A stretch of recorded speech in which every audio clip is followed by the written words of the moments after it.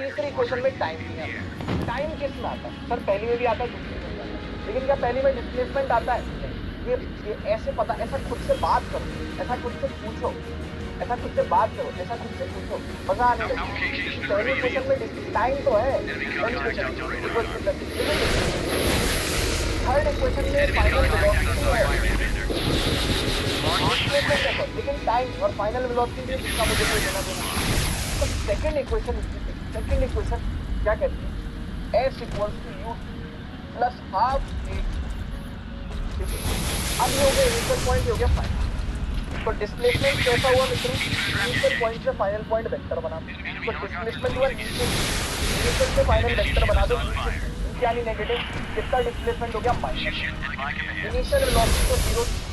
Total यहाँ से यहाँ तक कितना टाइम लगा? कैपिटल। कहाँ से कहाँ तक के लिए लगा रहे हो? पहले आप ये देखो कि आप इक्वेशन कहाँ से कहाँ तक के लिए लगा रहे हो, इस बात की क्लैरिटी हो।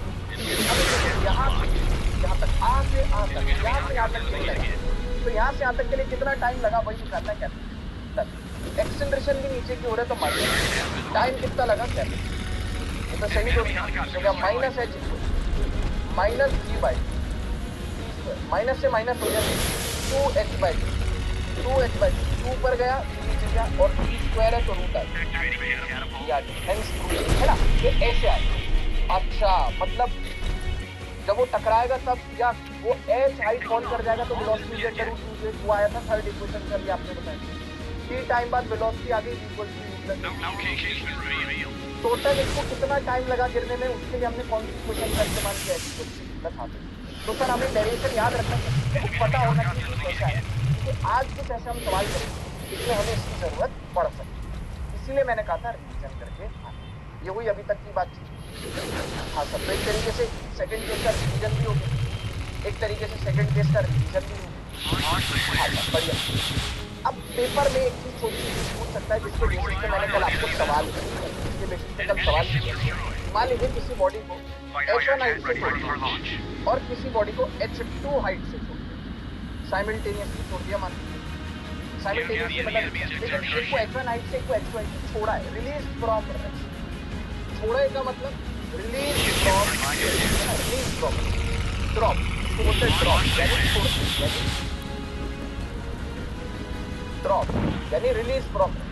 तो ऑब्वियस सी बात है, जब मेरे को गिरने में अलग टाइम लगेगा, इसको गिरने में अलग टाइम लगेगा, दोनों की हाइट है, मास से फर्क नहीं पड़ता, मास से फर्क नहीं है ना। तो इसको गिरने में अलग टाइम लगेगा, इसको गिरने में अलग। मान लीजिए जब गिरता है इसको टाइम लगता है, ठीक है। मान लीजिए जब गिरता है इसको टाइम लगता है, ठीक है।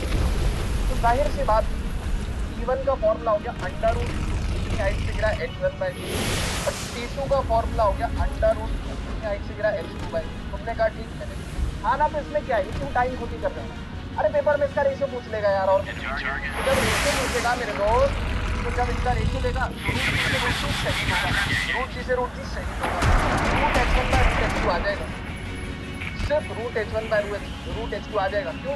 क्योंकि बाकी सब सही हो जाएगा, 2/2 सही हो जाएगा।